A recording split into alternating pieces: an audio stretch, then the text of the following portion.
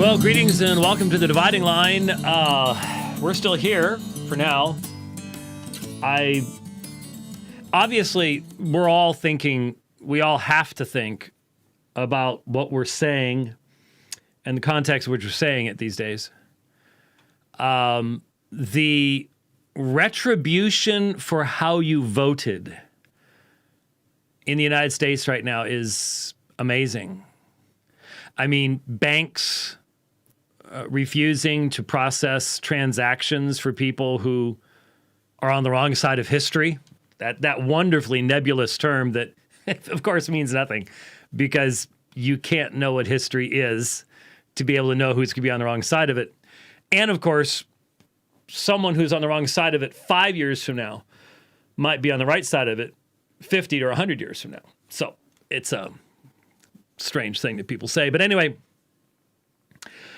I've never been good at running filters on this program or in doing what we're doing, but all of us are running them now. We can't help but recognize that our livelihoods, our jobs, our ability to communicate, free speech is not only under full-scale assault, it has already been chilled tremendously. That's a term, I don't know when I first heard it, but the chilling of free speech. Free speech has got frostbite right now. Let me assure you of that. For example, I'm just looking at all the stuff that I have, again, in a program I've mentioned before, but I'm not going to mention anymore. Very useful for keeping stuff you see online. But I'm not going to talk about what I'm using anymore for obvious reasons, because I just don't want it all of a sudden to come up one day and you're no longer welcome to use our product, despite the fact you pay for it. Anyway, Harvard students petitioned to revoke degrees of Trump supporters. So Trump supporting alumni are now being pressured. Of course, they're talking about Senator Ted Cruz, Representative Dan Crenshaw. Harvard must revoke the degrees of alumni whose incendiary language is a subversion of democratic processes rooted in a history of white supremacist voter suppression incited the violent insurrection on January 6th, the students demanded in their petition. And we go, okay, these are students, and we recognize that students tend to be less than grounded in history and things like that. But our experience over the past number of decades, especially over the past number of years, has been that students get their way because the people who run the universities are less mature than the students are anymore. That didn't used to be the way it was, but it is now. This whole mindset, if someone was openly a supporter of Donald Trump, who is in business, now their businesses are supposed to be trashed, shut down, and that's all okay. That kind of prejudicial activity is all okay. It can't go the other direction, but it can go one direction because of, well, again, the attack on language. The elevation of one extremely confusing event with all sorts of people involved that I don't know that we're ever going to know the truth about, to be perfectly honest with you, especially after tomorrow.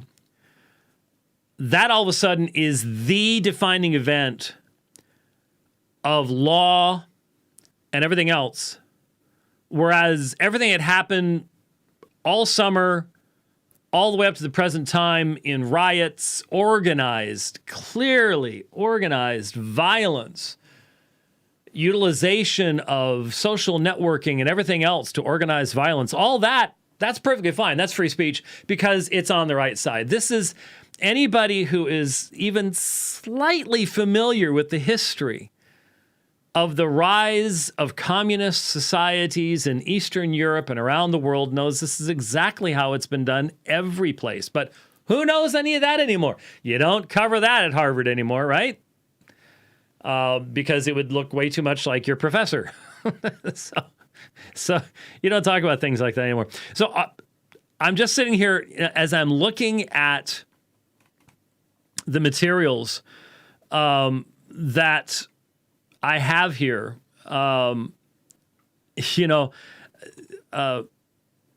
Bank threatens to cancel accounts if customers refuse to wear masks. And all the rest is, you just have to ask yourself the question, what do you talk about? And how long will you have the freedom to talk about it? The speed at which these things are happening is astonishing. Of course, it would be a wonderful blessing if Christians were united in how they are approaching these things. They are not, obviously. And I was just looking through the Twitter feed of Dr. Russell Moore of the ERLC, of the Southern Baptist Convention, because over the past couple of days, I have seen a number of passionate statements from Dr. Moore about what happened on January 6th. He seems to know exactly what took place on January 6th, exactly who was involved, exactly who was not. He seems to have more information than the United States government does. But he is passionate, very, very passionate about the prosecution. I mean, he's law and order and walls and guns and everything. And so I was just asking, I was just wondering, is it just that people were in agreement with his previous tweets all through the summer? When that elderly retired police officer was shot and killed, I believe it was in St. Louis, early on in the rioting, certainly, because I mean, in the Capitol situation, the only person who was shot and killed was one of the protesters, who was in between two different groups of police. And I've still not seen anybody who can explain what was going on there. I haven't seen anyone who can explain why there are police officers standing around. Maybe it's because they've all got masks on and they're so dizzy they can't tell who's who. I don't know. Lack of oxygen. But they're cops standing around doing nothing. People just walking by taking selfies. And then when one person is killed in a horrible fashion, it's crossfire aimed toward other cops. And I don't know. You don't either. But Dr. Moore does, because he has been passionate in calling for. And so I went through his tweets, and I don't know. Maybe they've all been removed or Twitter's doing something, but I couldn't find anything where so many more people are dying. And that officer, I'm sure that Dr. Moore posted numerous, over the course of days, calls for the arrests and the whole nine yards in regards to that particular incident and other incidents that, I mean, has everyone forgotten that we went through an entire summer of outrageous violence, of the looting of stores right, left, and center, burning of buildings down? Nobody tried to burn the Capitol down that I'm aware of. I think someone tried to steal a podium. It's evidently, if this was a right thing and there weren't any leftists involved, obviously people on the right are extremely stupid, because they didn't even get so much as a single big screen TV out of any of it. Because, I mean, I lost track of how many people on the left got big screen TVs out of their expression of their free speech. I wonder how many, between Walmart and Target, I wonder how many big screen TVs they had to file insurance claims on across the United States, just all over the place. Didn't seem to happen. People on the right, they're just not smart. They just don't take advantage of what they need to take advantage of, I guess. In other words, it's quite obvious that there was a vast difference between the level of violence burning of property, organization, all through the summer for days and weeks and months on end, and a single incident on January 6th that is now being turned into the mechanism to overthrow everything, to change everything. And here's Russell Moore, and he's right in the middle of it. So it makes you go, I wonder if he could be that undiscerning, or is this just the continuation of the trajectory he's been on all along? And when will the Southern Baptist Convention ever wake up? Ever wake up? I don't know. I don't know, because it's not just the SBC, but I had it this morning. I mean, tomorrow, the next day, the next couple of weeks, it has been announced. We've known for months that the incoming regime intends to punish the outgoing perspectives and to establish themselves as the only party that will ever rule again in the United States of America. They've announced how they're going to do that. They are going to create 11 million new voters almost instantly, all of whom will be Democrats. If you saw this, I don't know how serious it is, but it certainly fits with everything else. Serious discussion about disbanding the circuit courts and then reinstituting them with all Biden appointees. That way you get rid of all of the conservative jurists and you just put your stamp ideological judges in place. They'll just... That's why the first time the Supreme Court steps in and slows, even tries to put the brakes on all of this, you're gonna hear the screaming to pack the court, and they can do it. They've got all they got to do is use the nuclear option, get rid of the filibuster. They can do whatever they want. They have full control of everything. You can't stop them. Our system wasn't designed to withstand this, and there you go.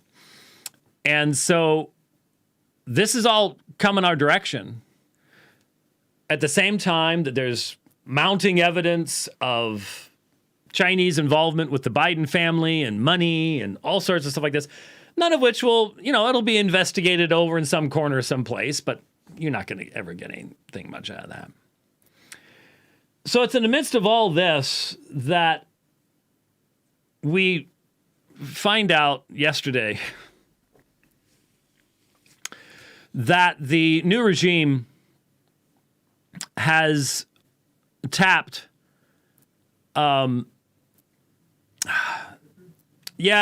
exactly. The medical expertise of the individual responsible for Pennsylvania's face-planting debacle in their nursing homes with COVID-19 back in March, April of 2020. To have a important position in the new regime. And of course, this man claims to be quote unquote transgendered. And so the picture began circulating, the immediate comments began circulating. And of course, a Christian who looks at this man who is living a lie, he's living in rebellion against God's created decree.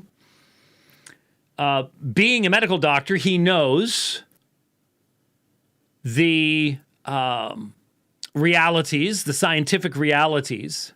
And here's, by the way, I pointed this out, and I want everyone to think about this. If this man, and he's an elderly man, I believe, I better hold off on that. I forgot to look it up, but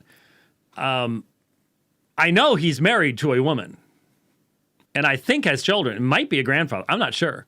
If that's the case, I don't even know what to say. But why don't you look that up? See if he's a grandfather. Anyway, if this individual, this man, started having chest pains, radiating into the arm, and was rushed to a medical facility, let me guarantee you something. Let me guarantee you something. This man would make sure that the attending physicians and nurses were completely and totally aware that he is a biological male. No matter how he is dressed, no matter what hormones he may be ingesting, and he'll tell them that too, but he will tell them that he is a biological male because he's a doctor. And so he knows that a possible heart attack situation will be treated by any meaningful medical sources based upon gender, what drugs are used, and especially the dose of drugs to be used. Vitally important. And if he wants to live, he will make sure that the attending medical personnel know the truth, the physical reality of who and what he is. Now, there will be further complications depending on how far he's gone in the mythical process called transitioning, what drugs he's taking, what hormones he's taking, that, by the way, in any situation would greatly increase the possibilities of a myocardial infarction. But the point is, he still lives in this world. And it's God's world. And he has to deal with that reality. Yes, sir? Wife and 2 children. And if he's 58, then those children probably have children as well. I mean, I don't know that, but that's my age. So, and I've got 4 grandkids. So there you go. I'm not going to dig into that, but it would be, in my opinion, a horrible tragedy if he is. I think that when any man, but especially when a man who has married and had children becomes so self-absorbed so as to engage in this kind of behavior and come out as transgender, start pretending to be the opposite sex, that is one of the most selfish, self-centered, I could care less about my kids and my grandkids' acts that I can ever think of in my life. Ever think of in my life. Just amazing. Absolutely amazing. So, I think we may have commented on this individual in the past. But what was amazing was I was directed to some tweets from Thabiti Anyabwili. Now, Thabiti Anyabwili, the last I knew, was, I believe, a board member of TGC. Last I knew. Only met once. We spoke at a conference together for Sola Scriptura Ministries up in Toronto, Canada. About 2008-ish, I think. It's been a while. We were speaking on Islam and had a fine time together, and all was well, because that was 2008. And different world. And over the years, we have tracked the trajectory of Thabiti Anyabwile. And I know that's not his given name, and it was, African and had something to do with his Muslim time and all the rest of that time. He decided to keep it, whatever. Ron Johnson or something, I don't know. Anyway, the trajectory has, over the past number of years, been startling to many of us. He had written works that were, let's just put it this way, inconsistent with where he is today.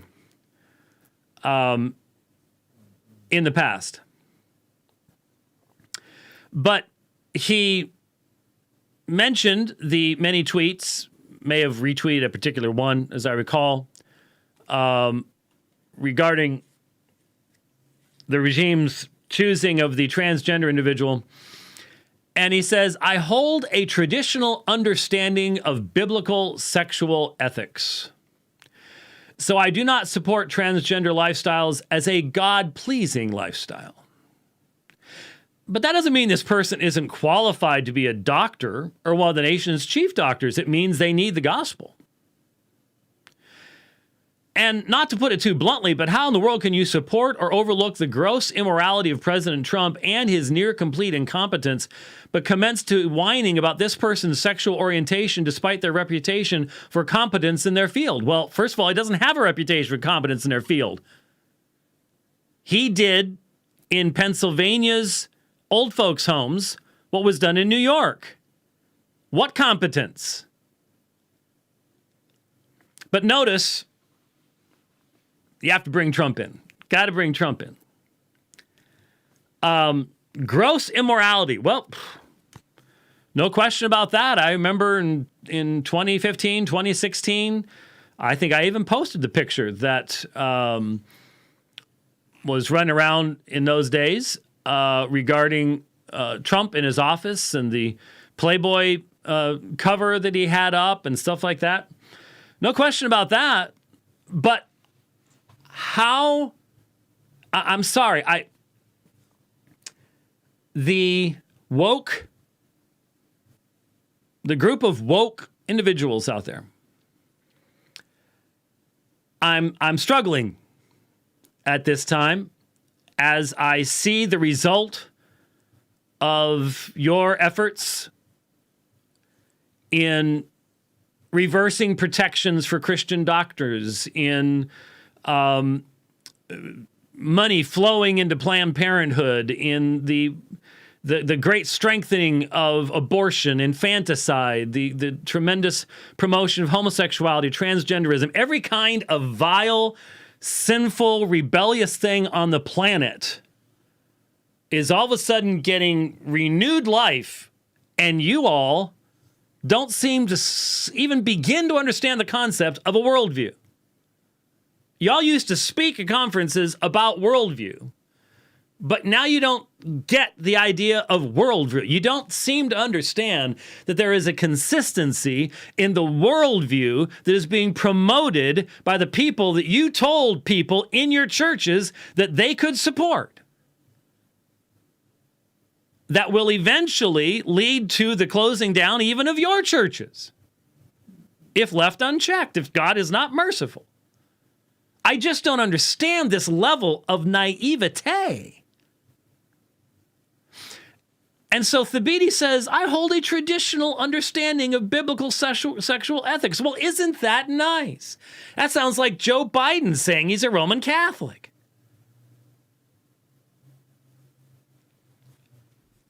I responded, I'm sorry, I couldn't help it. I said, absolutely stunning. What happened to you, Thabiti? Oh, I don't support that as a God-pleasing lifestyle. But he, can you still say he, Thabiti? Because he never said that. He said this person. He jumped over the real issue. This person isn't qualified to be a doctor. It means they need the gospel. No, it means he needs the gospel. That's purposeful. Thabiti's a smart guy. He's specifically avoiding getting in trouble in standing for the biblical understanding that this is a man. He won't do it. The Thabiti Anyabwili I met in 2008 would have. There's no question about that. None. That's why I said, what happened to you? What is it about wokeism that eats the heart out of any type of evangelical commitment? Oh, I don't support that as a God-pleasing lifestyle. How about saying it is an act of rank rebellion against God? How's that? You say they need the gospel. That means they are in sin, right? And this is a self-deceptive sin, is it not? But can you still say Thabiti, is still qualified? Let me tell you something, sir. If this man was rushed to the hospital with chest pains, he would demand to be treated as a male.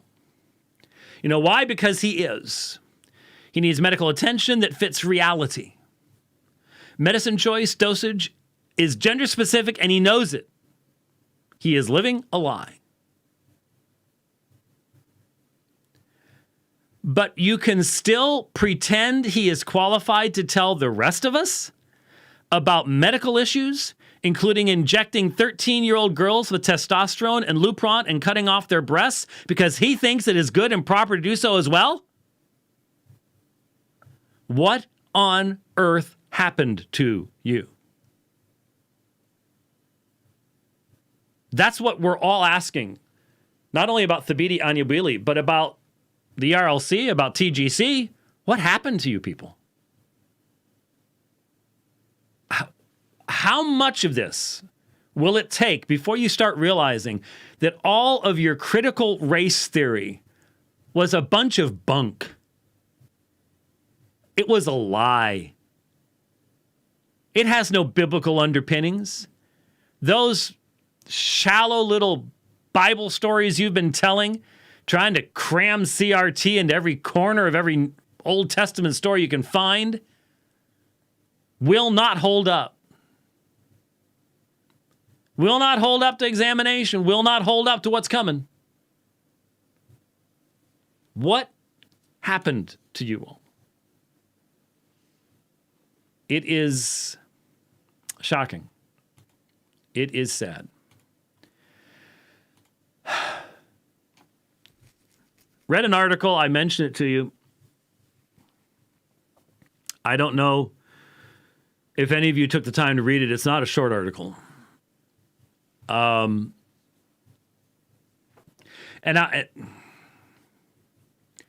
I've debated with myself as to whether I even want to talk about it, but I think it's important in light of where we are.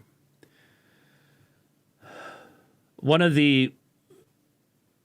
has been consuming my mind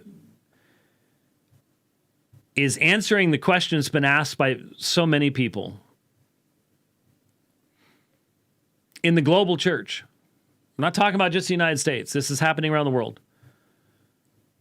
I have friends in South Africa. I have friends in Germany. I have friends in Australia, New Zealand. Because of the internet and because our planet is circled by thousands of mechanical devices,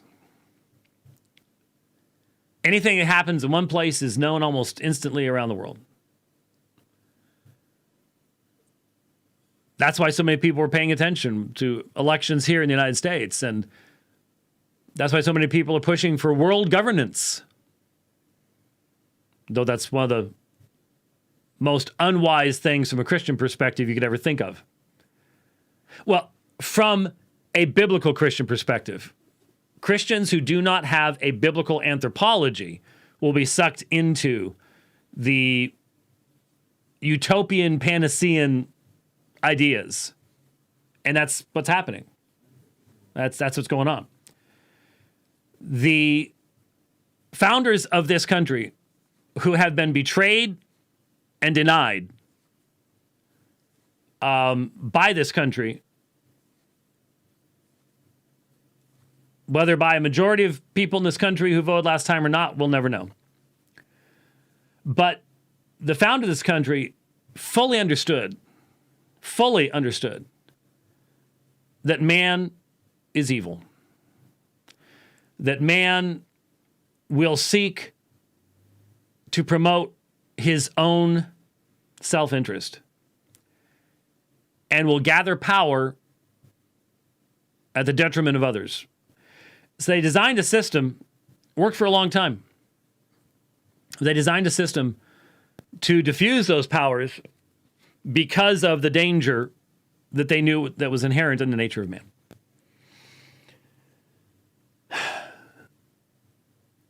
We have nations in the world today that have very clear desires to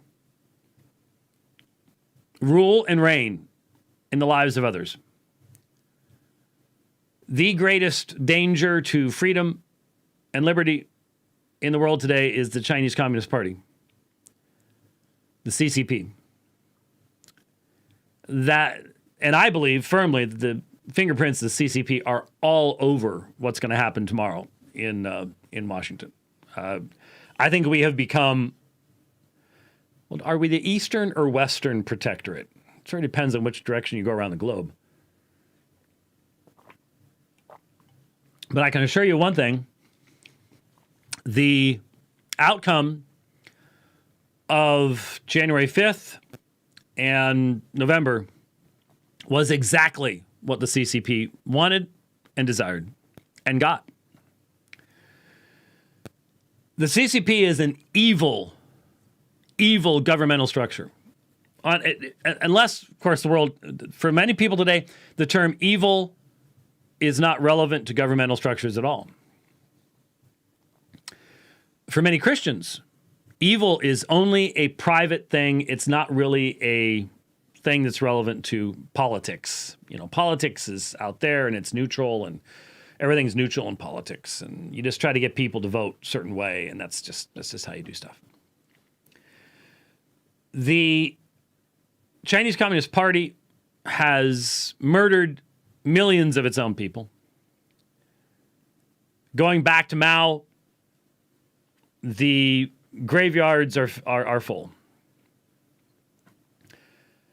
As a communist country, the state seeks to be God, to function as God. There is a fundamental reality in our world, and that is reflected in the words of Scripture. Blessed is the nation whose God is the Lord, Yahweh. Every nation has a God. Every communist nation has a God. The communist nation, God is the state. The Chinese Communist Party persecutes, imprisons, tortures, and executes minorities that will not simply repeat whatever it is they are told to repeat by the CCP. We have talked on this program before, and people say, you shouldn't be talking about stuff like this. Well, it's this worldview thing. You say, yeah, you have talked about social credit scores in China, but that seems somewhat innocuous. Really? It's innocuous that a secular state would set up standards as to what is good and evil and would utilize technology to enforce behavioral standards upon the people, thought standards upon the people, based upon what the state says is good and evil. And since they say worshiping Jesus is evil, you can't see how it's relevant? You will when it's happening to you, and it already is. It already is. The social credit system is here. It has been dropped down on top of you. When your business can be materially impacted by not going along with the new narrative, by not agreeing with what the state says is good. The state now says that transgenderism is good. The state now says that it's a good thing for 13-year-old girls to have their breasts cut off. That's a good thing now. That's morally good. And they will reward those who promote this, who agree with this, and who repeat it. They want to hear the people saying these things. And if you dare say otherwise, you will be punished. The social credit score is here. It'll only become more and more and more obvious. This is what totalitarianism is. This is what tyranny is. And you will either have the consistent, unchanging moral and ethical revelation found in God's law that Jesus honored and demonstrated to be truly God's revelation for mankind by dying on the cross. People don't... God bless fundamentalism for standing up against liberalism. But one thing that was lost in that movement was a high view of God's law. It was lost. And the connection between that high view of God's law and the cross was lost. You end up with the cross being a sentimental thing, rather than not only the accomplishment of God's power, but the vindication of his law, the vindication of the goodness of that law, of the holiness of that law. Jeremiah 31, I will write my law upon their hearts. Well, that's a whole different law. No, it's not. That's not what Jeremiah would, that's not how anyone would have understood Jeremiah. They would have understood that this is the internalization of the fact that God's law represents God's holiness, the vindication of his holiness and his purposes in creation. There's no room for any of that within the communist system at all. There can be no freedom for people to believe that. Chinese communism, certainly under Mao, and now under Xi Jinping, requires utter capitulation of your mind to the state. The state determines what is good, what is evil, what is right, what is wrong, and as long as you will simply repeat what the state says to you, you can live a fairly benign, innocuous existence. In fact, you probably can play your video games, and just as long as you will be the servant of the state, you'll get along just fine. But there can be no room for freedom of thought, freedom of speech. There's no room for debate. You are what you are. Oh, you can have competing sports teams. You can debate over which football team is better. Football over there being something different than it is here, obviously. Sure, you can wear your team colors or something like that, but that doesn't impact the government. That doesn't impact what is being taught to the children in schools. You may have seen that the Early Rain Church, which has been so heavily persecuted by the Chinese government, was raided once again. Why? Because they had a homeschool. They were training their children because they know what we need to know. They're doing what we need to be doing and suffering for it. This is what tyranny and totalitarianism is all about. And tyrannical, totalitarian states have more tools available to them today than they have ever had before in history. That is what I've been warning about. Yes, we can look back and we can look at how Christians survived under the Soviets and how Christians have survived under the Chinese in the past. But this is a new world. Every time you see one of those SpaceX things going up in the sky, they're leaving stuff up there. Not just they don't even leave junk up there, thankfully. I watching them land their booster rockets back is just astonishing. It's great. I'm a geek. I love that kind of stuff. But they're putting satellites up there. And whereas Christians used to be able to go hide someplace and have the Lord's Supper and pray and maybe even sing quietly. That is not an option anymore. There isn't any place left. I suppose if there are some mines somewhere, some underground places, and you make sure that you leave everything, all your phones and your watches and everything that gives off a signal, I'd have to leave my ring. Maybe, I suppose there might be some way of doing something like that, but everybody can be watched now. Everybody. You get into your car. If I get into my car, it's Sunday afternoon, and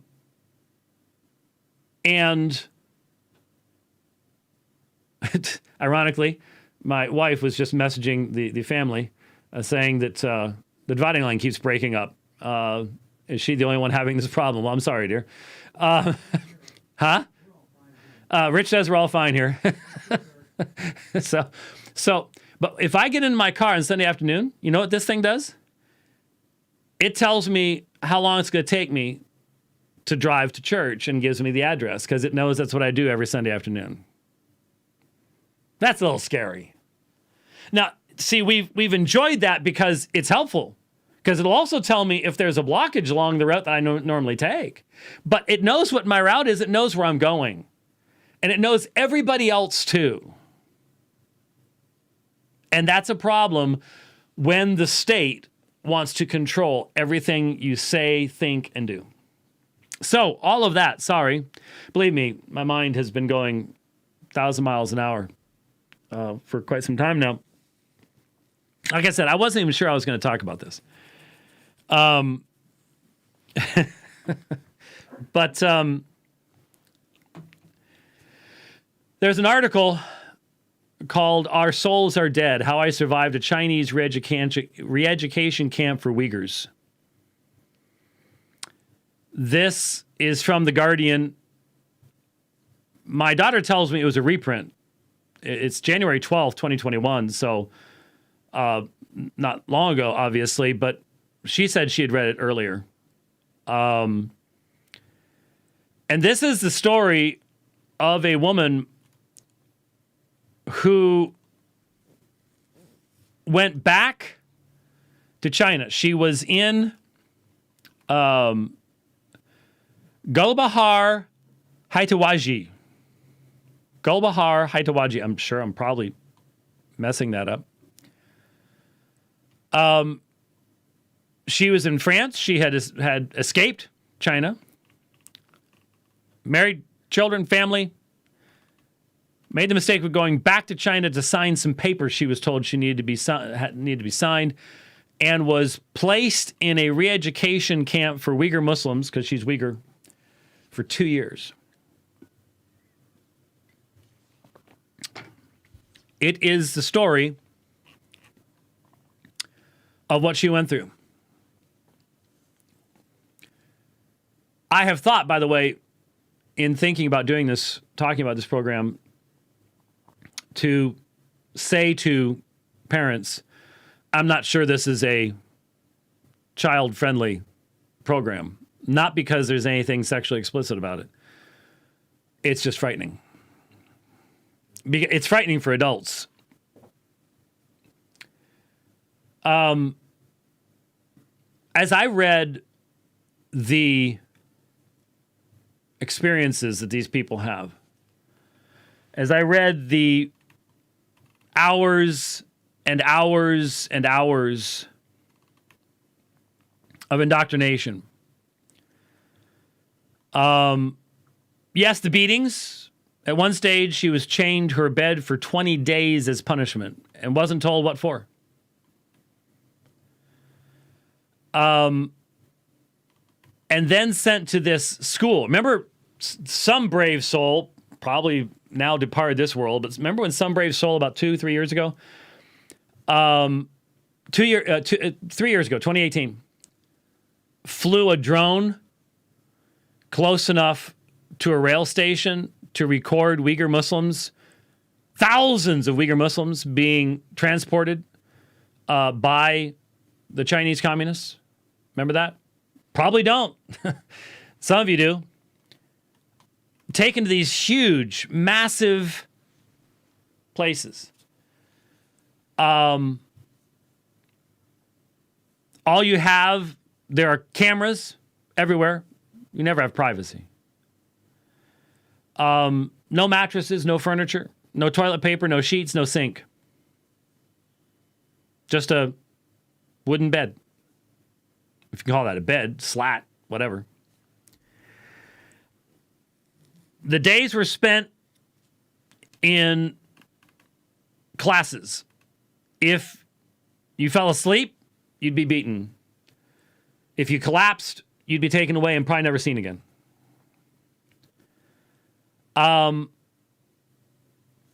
You were instructed to be thankful. I'm looking for 11 hours of daily teaching. Here it is. At her signal, we all stood up as one. Lao Shi Hao. This greeting to the teacher kicked off 11 hours of daily teaching. We recited a kind of pledge of allegiance to China. Thank you to our great country. Thank you to our party. Thank you to our dear President Xi Jinping. In the evening, a similar version ended the lesson. I wish for my great country to develop and have a bright future. I wish for all ethnicities to form a single great nation. I wish good health to President Xi Jinping. Long live President Xi Jinping. This is what you would do. You're to be thankful, not to God, but to the state. This type of torture would go on day and night, lack of sleep, proper food, exhaustion. Every day, let me quote, let's see. But as days went by, fatigue set in like an old enemy. I was exhausted, and my firm resolve to resist was on permanent hold. I tried not to give in, but school went steamrolling on. It rolled over our aching bodies. So this was brainwashing. Whole days spent repeating the same idiotic phrases.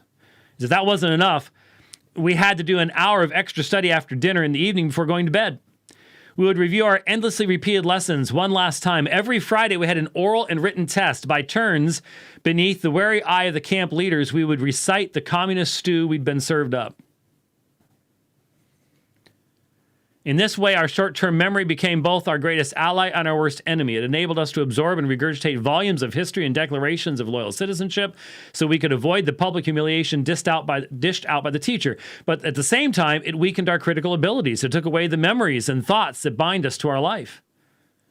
After a while, I could no longer picture clearly the faces of her husband and my daughters. We were worked until we were nothing more than dumb animals. No one told us how long this would go on.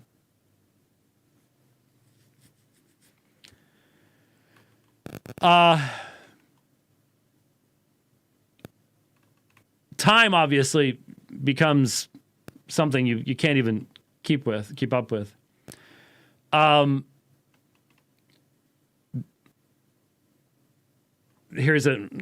In the transformation through education camps, life and death do not mean the same thing as they do elsewhere. 100 times over I thought, when the footfalls of guards woke us in the night, that our time had come to be executed. When a hand viciously pushed clippers across my skull, another hand snatched away the tufts of hair that fell on my shoulders, I shut my eyes, blurred with tears, thinking my end was near, that I was being readied for the scaffold, the electric chair, drowning. Death lurked in every corner. When the nurses grabbed my arm, and listened, okay, please listen to this. When the nurses grabbed my arm to, quote, vaccinate, end quote, me, I thought they were poisoning me. In reality, they were sterilizing us. That was when I understood the method of the camps, the strategy being implemented, not to kill us in cold blood, but to make us slowly disappear. So slowly that no one would notice. Did you catch that? They were vaccinated. I'm sure they kept them free of viruses. They were being sterilized, chemically sterilized, so they couldn't have children anymore. in the camps. That's what communists do. The communist worldview has absolutely no moral foundation outside of stating that the state is right about all things and can never be corrected. It's infallible. And so vaccination, there you go. Why not? Sterilize them. If they're a problem, it's better for the state. And whatever is good for the state is what is good. It's really just loving others, isn't it? Well, how can you say that? Well, if they are, the Uyghurs are standing in the way of the progress of the state. And the state is having to waste money, time, and effort building these huge facilities and re-educating all these people. And so if the common good is the standard, and the common good can only be determined by the state, then it is good to vaccinate people and to sterilize them. That's a good thing, right? Folks, they made these folks confess to crimes they had never committed. They made them condemn their families for crimes they had never committed. God made our minds in such a way that we either lie to advance our own sinful desires, avoid the results of our actions. But if we are forced to lie constantly against what we know to be the truth, we begin to break down as human beings. On the last program, I gave you that Dalrymple quote, which is an excellent citation, an excellent quote, where he talks about how communist propaganda was not meant to convince, it was not meant to inform, it was meant to humiliate. How the very name, and it still exists to this day, but the name of the Soviet, primary Soviet organ of communication was Pravda. Pravda, which means truth. And everybody in the Soviet Union knew that Pravda was not Pravda. So you're forced to live with a lie. Live according to lies. Say what you know isn't true because we tell you to. It breaks you down. I have a video, I'm not sure if it's still up. I ran across a video, I think Friday, called The New Normal. Last time I saw it was still on YouTube. One of the best videos I've seen, best made videos, comes out of Britain, laying out what the Great Reset is all about and what's behind all of this. And it lays out the same kind. You've got that guy, that grinning idiot in the WHO video where he's smiling and the video is saying, by 2030, you will own nothing and you will be happy. And there he's just, and then they have a drone. Didn't say Amazon on it, but they have a drone. If you need anything, you'll rent it. And I read a story like this and I sit back and I go, you do realize what this means, right? What do you call a person who has no personal property, who cannot work to better himself, who cannot save to pass on to his children or grandchildren,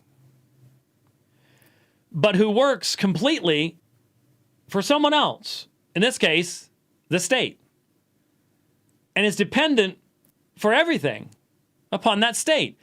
That person is called a slave.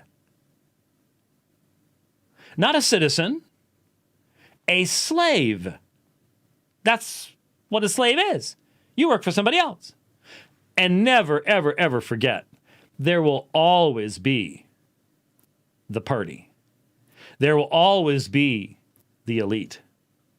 And they will always have luxury. They will have all the world's goods they want. Xi Jinping sleeps in a comfortable bed. He may have a MyPillow. Never, ever, ever think that all that work you do for the great state isn't making somebody else very rich. Just not you, because you're the servant. You're the slave. This is not biblical economics, my friends. The reason the scripture says thou shalt not steal is because God never designed the state to be our God. And he never designed work to enrich the lazy. There's a reason why God's law is good. There really is. Okay, so I read this woman talking about how she starts to break down. And if you read the article, just look up Our Souls Are Dead. It should come up. If you read the article, you cannot help but start thinking about what if I were there. Oh, you're not a Uyghur Muslim. No, but they have Christians in re-education camps. Orthodox, Bible-believing Christians just like you. The pastor of the Early Rain Church that they have sentenced to 9 years, not 2 years, 9 years. In one of his writings, and I want to collect them all as quickly as I can. In one of his writings, the first thing he said, the first rules for persecution, never ever stop meeting as the church. Never ever stop meeting as the church. He understands the necessity of it. And they have suffered for it.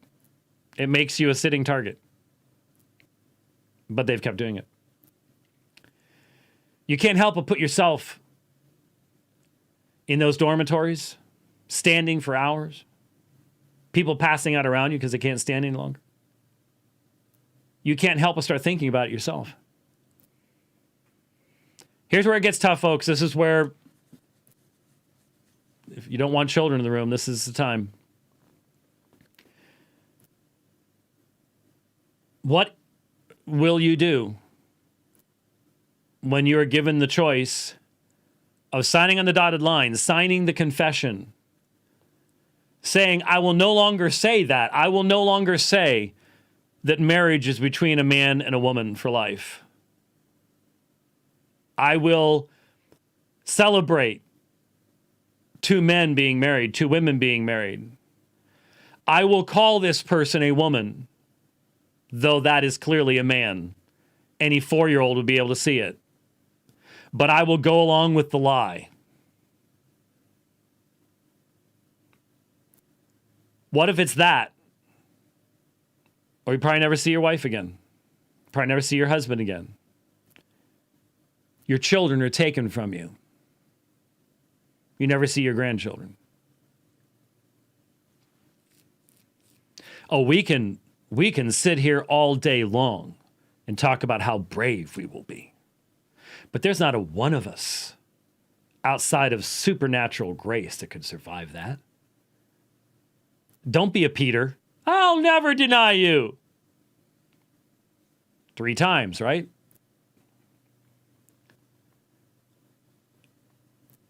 Those of us who have not gone through it should be very, very hesitant to proclaim our vaunted strength and abilities. But we should not be hesitant to proclaim the vaunted strength and ability of Christ in us by his Spirit. Because there have been many believers who have stood firm. There have been many believers who have compromised and given in.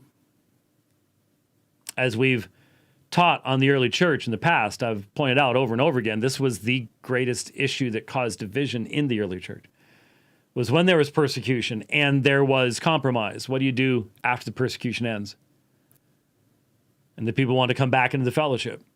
That tore the early church apart. Donatist controversy, Novatian schism, all because of that. Fully understandable. No easy answers. You had people on the extreme end of both sides of how to handle that. But that aside, here's where my mind is right now. How do you prepare for this? How do you prepare yourself if this is what you are called to do? Now, this woman's not a Christian. She's a Uyghur Muslim. Seems more like a secularist to me, but anyway. What about you as a Christian? What about me as a Christian? You know, I've always thought, me and my wife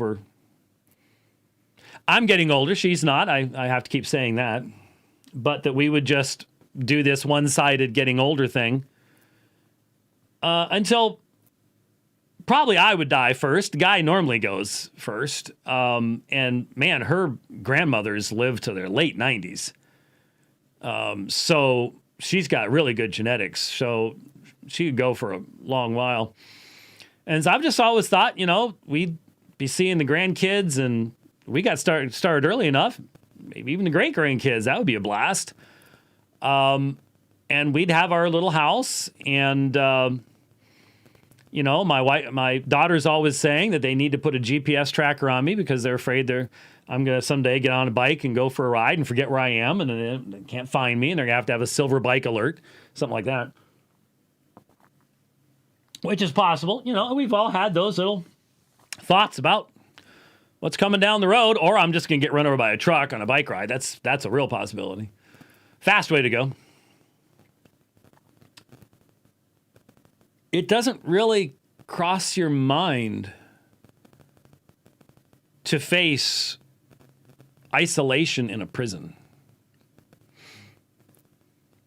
It doesn't cross your mind that your actions could result in your wife's imprisonment, or at least having her left to her own devices. Now, that is, by the way, something that I am strongly recommending to all churches. Need to have a plan. Need to have a plan. Need to have a worst case scenario plan. So if your leaders are taken, who steps up? And who takes care of the leaders' families? Who do they move in with? If they're elderly, who do they move in with? What do you do with their property unless the state's already taken it? What's the best way to handle that? So many details. And we haven't thought about them before. We need to think about them now. We need to think about them now.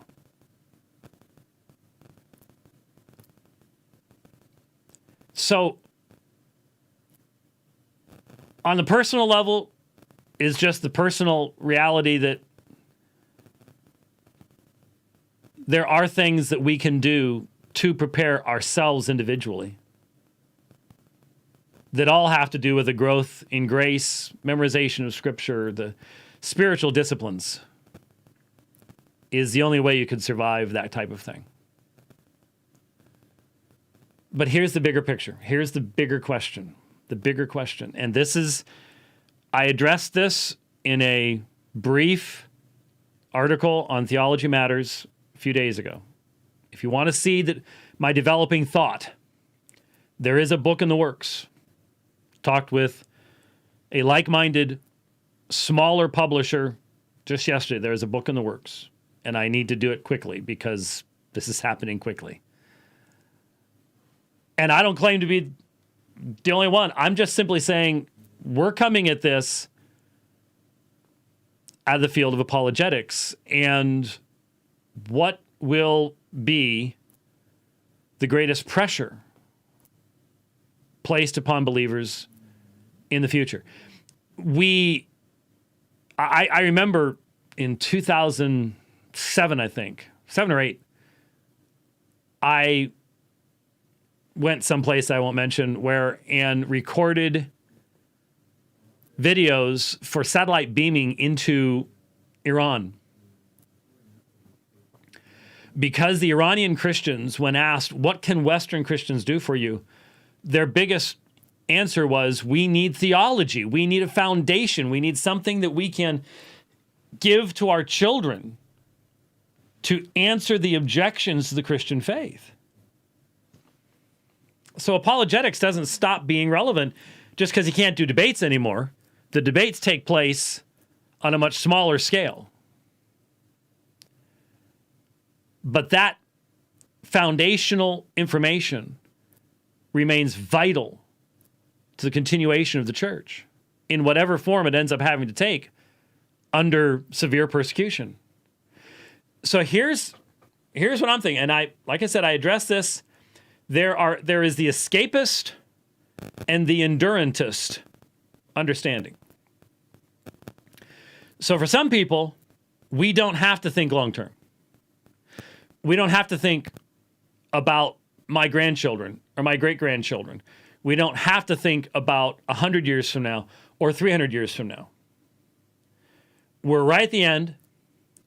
It's all going to burn up, and you just hold on as long as you can, because it's all coming to an end right now. That's the escapist view. The endurantist view is that we are going to endure periods of great darkness while the kingdom of Christ is built on this earth. I am an endurantist because I'm a church historian. You say you should be an endurantist because of biblical argumentation. That argument has been going on for a long, long time. But hear me out. I know that there have been times in the history of the church where the future looked just as black and bleak as it does now. And sometimes even worse. And if you developed your eschatology on the basis of how it looked then, no one would have planned for the continuation of the faith to this day. You wouldn't be copying manuscripts. You wouldn't be building schools. You wouldn't be concerned about language. You just let it all burn because, well, obviously Christ is about to return, right? The reason we're told we don't know when that's ever going to be happening is because we're never told to just give up. We are called to be faithful in the proclamation of the gospel, who Christ is, Lord of all, risen Savior, in whatever generation we're placed. And that has meant there have been times when Christ has called his people to walk through dark, dark, dark valleys. Dark valleys. So as a church historian, I can look back and I can go, real dark valley there. Ooh, dark one there. Well, that was a deep one there. That was a short one, but yeah, it could have been better.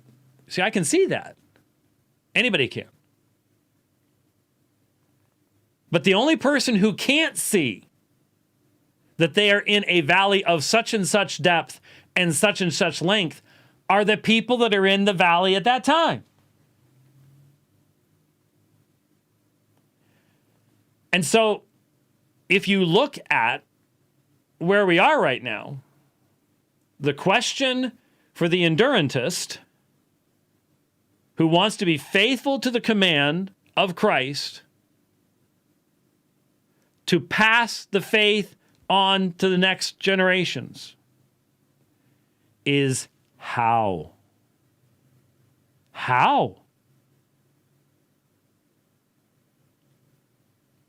One of my favorite books, junior high into high school, God Smuggler.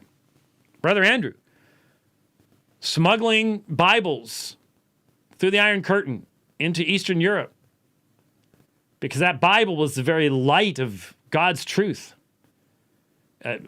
Decayed the bones of communism. Well, there's a reason why in so many dystopian novels, history has been wiped out. Literature wiped out. Fahrenheit 451. The 2018 version, HBO 2018 version. Scary because it's so new. When bad things are happening on the screen, there are thumbs up being voted by people who are all watching on their phones. It's like, yeah. Can you see that happening? Right, exactly. We did last summer. And right now, if there was live video coverage of, say, famous politicians being perp walked out because they've been kicked out of government for daring to defy the new regime, isn't that exactly what would be happening? If it was being done live on Facebook, would there not be hearts and thumbs ups and going up? Yeah, exactly. Yeah. So it was scary because of that. The first 20 minutes of watching that video was like watching MSNBC. It just didn't have the COVID numbers on the side. That was the only difference. Destroying literature. Rewriting history. It's part of every dystopian novel. And there's a reason for that. Because if you're attached to your history, if you know your history, then you can judge the current state. The state has to control that history to be an absolute totalitarian dictatorship. And that's what took place under the Soviet Union. That's what's taking place in China. And we see the beginnings of it taking place in our own country right now. With censorship, with we need to take the degrees away from those people. Change history. And, by the way, let me just point out, the demand to honor people as transgender is a demand to change history.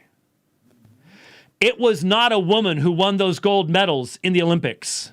It was a man. I watched it. I know. And so to force me to call that man, and he was a manly man, a woman, is to change history. Same thing with the medical doctor. It wasn't a woman who got those degrees. It was a man. So should he even have those degrees today if he's not the same man that graduated? Some question you might want to ask. Changing history. How do we communicate the faith to those next generations? Will we be hiding Bibles and books and libraries in the future? I just bought a little USB, well, it's sort of like this, except this is the other, no, that's a USB-C too. Okay, so very similar to this, even smaller. How many gigs is this one? I can't see without, too small to see. Anyways, many gigs. I bought a little one at home.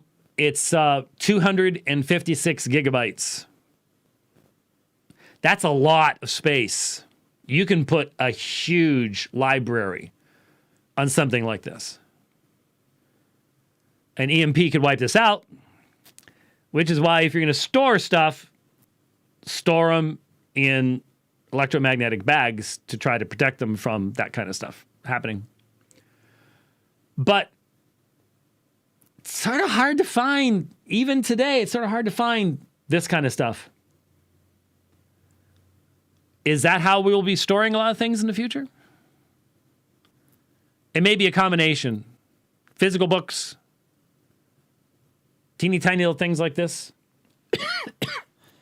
But it's one thing to have the information. It's another thing to focus our children's minds on the key central elements of the faith so that they can withstand this kind of experience in a re-education camp. Give them foundational, fundamental realities, and all of it's going to come back to their recognition of themselves as the creatures of God in his world, even though they may be locked in a place they cannot see his world any longer. They know it's there. We're his creatures. This could never evolve.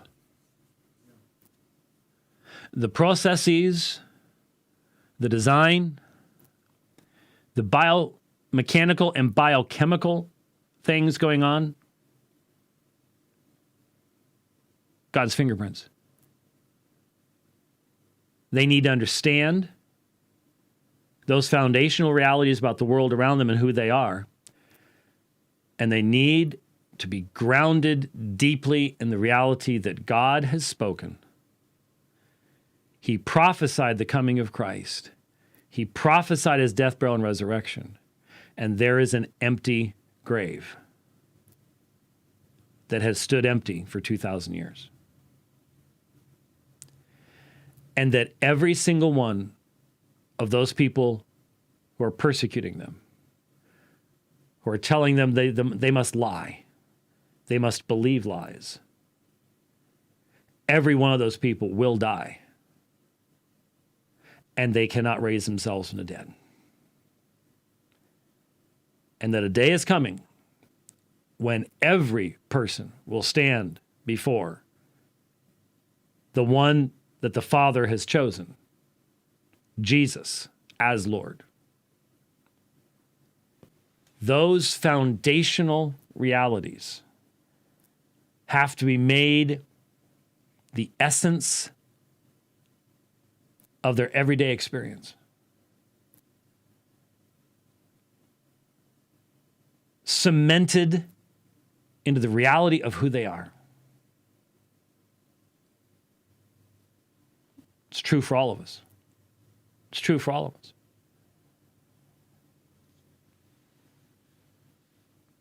The broader and deeper that foundation can be, the better. This is no longer an issue of just being able to survive going to the local school down the road. Our faith is becoming really real all of a sudden, isn't it?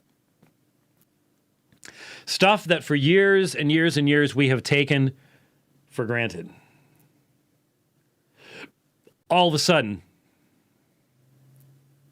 the very essence of life.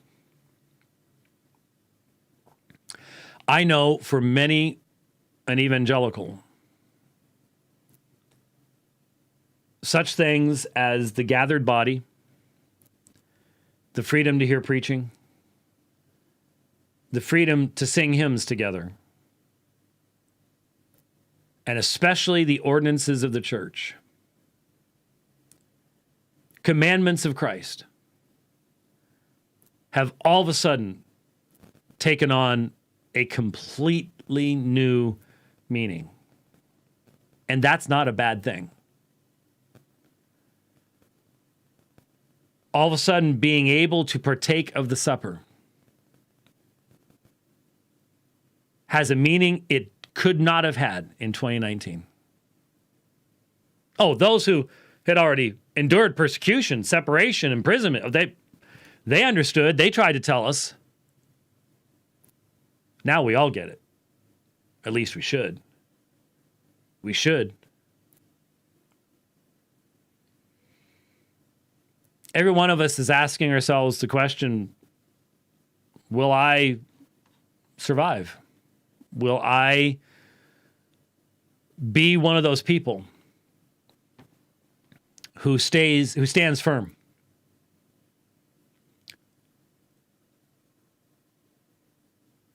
And I ask myself the same question because a lot of people are going to be looking at what I do. Not just the people in my church, but my church is looked at by people all over the place because of what we've said and done in the past. Will they compromise? Will they give in? And I recognize that to speak to any of this is to preach to myself. That's one of the reasons why I think a lot of my fellow ministers are finding it uncomfortable to address these issues, because you have to be talking to yourself. You're preaching to yourself. And one of the things I've come to understand, we can talk all we want about how much we want to see Christ's church standing spotless before the throne of God. That's the imagery of the New Testament. The spotless bride. The fact of the matter is, most of us like our cars more. Most of us like our houses more. Most of us like having that certain yummy food more. Because there's going to be a purification coming, but it's going to be costly. And all those things I just mentioned are the very things it may cost us to be purified and for the church to be purified. And in our more honest moments, and these moments make for honesty, in our more honest moments, we have to admit that very often our love is not in the right place. Our love is not focused upon the right things. We say it, we know how to say the words, but days like this reveal what's really going on. One other thing, I haven't been watching any of the anything going on online right now, so I've been sort of focused upon other things. But one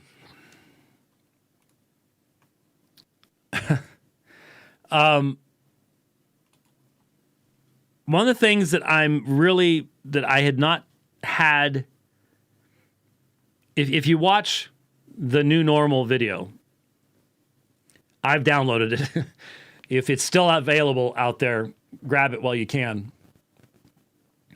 One of the things I had not really thought through are the implications of the Fourth Industrial Revolution, where you basically create a useless class where robots and mechanisms, AI, does all the work. I mean, it literally is Skynet type style stuff, which is happening all around us. But we won't have personal transportation anymore. And the left wants this. I mean, how many you've already, we hear it, but it doesn't click. That California just said there can be no more fossil fuel cars by such and such a year. And you're like, they can't do that. How's anybody supposed to travel? Ha ha. Right. You see, if you don't have your own vehicle, whether it's a full-size car or a little putt-putt, even a bicycle. I mean, I can get a long ways on a bicycle. I do that a lot. It's not going to be quite as easy to do as I get older, but hey, if you don't have that level of personal autonomy, they're saying, oh, no. You'll just, if you need to go someplace, you just, doop, doop, doop, and you get the Uber. Did anybody else watch, whoa, hello. There we go. Did anyone else watch Minority Report? Now, Minority Report was fascinating for a lot of reasons. Pre-crime, the whole 9 yards. Fascinating. That guy's a great actor, but he's nuttier than a fruitcake. Anyway. But this is the thing that, for some reason, this stuck with me, and now it's coming back up as I watch the New Normal video. Remember how transportation worked? You get into these things, and they take you places. You're not driving it. And so if someone decides that you're going to go someplace else, that's where you're going to go. Unless, like Tom Cruise, you can bust out of it and jump from one to another or whatever else it might be. But the point is, somebody else gets to determine where that thing's going. And if you can't go to church, how are you going to get there? Our church is going to become extremely local. Extremely local. As in within walking distance local. Which, by the way, walking distance is farther than you might think. We don't generally walk all that far, but Europeans do. You go to Europe, you discover you can walk a fair distance. But still, once, because the argument is with all these self-driving cars and AI, they're getting better and better and better and better, and eventually they'll be so much better than human drivers that human drivers will not be allowed because they stink. The AI cars can pass each other within a couple of inches and do it safely. We can't. And so you will lose your ability to travel, just as we're losing our ability to travel right now, but for other reasons, for other claimed reasons. Anyways. So many things to think about. That's going to impact how churches function and how churches gather and everything. Everything is changing at a speed that is mind-numbing. Mind-numbing. And some of you are sitting there right now, I just wish you wouldn't talk about this stuff. Well, I'm sorry.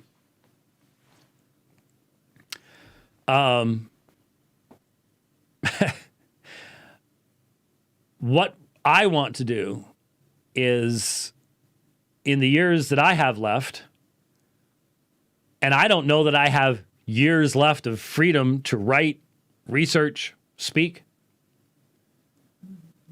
I think my later years will be challenging because you're trying to find ways of getting an unpopular message out past all of the censorship and repression and suppression of the gospel.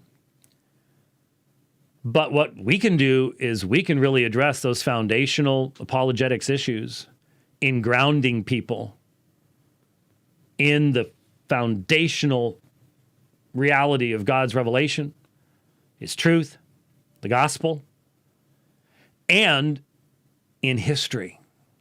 Real history. The history that used to be done, where your primary concern was to know what really happened, not changing history so it sounds like the state's always been right. That's going to become more and more of a challenge. That's going to become more and more of a challenge. Really is. And if there are some of you going into ministry out there, and you're asking the question, what about us? I've spoken to a lot of young men who have a desire to be doing those things, and I've said, well, the Lord can sustain you, but He's chosen a really unique time for you to be preparing, because, to be honest with you, I've had it easy. We have had it easy. And that easy time is passing. Has passed. It's passed. Let's just be honest. It's passed. It's passed. So, hey, that wasn't light, was it? No, it wasn't. It's not time for lightness. There's other times for lightness, I guess. But on the last day before a regime is installed in a militarized capital, where all of a sudden guns and walls work. That's funny how that worked. I thought those things didn't work, but now they're everywhere. And you're left going, Honestly, you're just honestly left. Did you see, Rich, that what they've done, where the people normally stand, they've filled with I don't know how many tens of thousands of American flags, little American flags, because they're not going to allow anybody to be there, and they are polarizing the military, so that you have to pass a certain political sniff test to be involved. You have to be on the right side. You've already got ideological political tests for the armed forces. And so I look at this and I go, okay, yeah, I've seen smaller versions in totalitarian regimes in Eastern Europe, places like that. Yeah, But the one that comes to mind, I'll be honest with you, is Emperor Palpatine. Dun, dun, dun, dun, dun, dun. That's what they should have. They shouldn't have the Star Spangled Banner. They should have the Emperor's theme. And somewhere, Padme, if someone was really smart, they'd have a speaker hidden away someplace. And then right at the right time, Padme's voice comes out. This is how democracy, what was it? This is how democracy dies to wild applause. I think that's what it was. This is how democracy dies, to wild applause. That would be perfect, because that's what's happening. It's just like, wow, who saw that? Well, anyway, we press on. We recognize secular totalitarianism in God's world is an aberration and a judgment. God did not make us to live in such a fashion. And God will deliver us from it in his time for his purposes. And he only does so in one way: lie of the empty tomb, proclamation, lordship of Christ. So we press on. We will see you, Lord willing, on Thursday in a changed world. We'll see you then. God bless.